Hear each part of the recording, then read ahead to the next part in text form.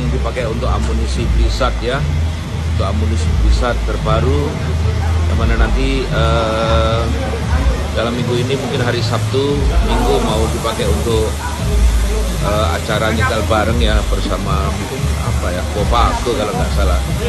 Nah, ini penampakan dari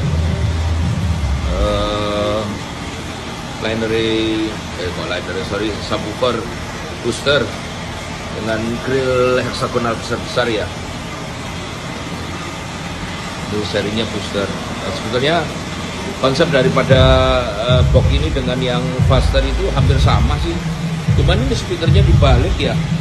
Jadi speakernya itu dibalik dengan tujuan untuk mendapatkan respon yang bisa rendah, dan ukuran box ini juga lebih besar ya.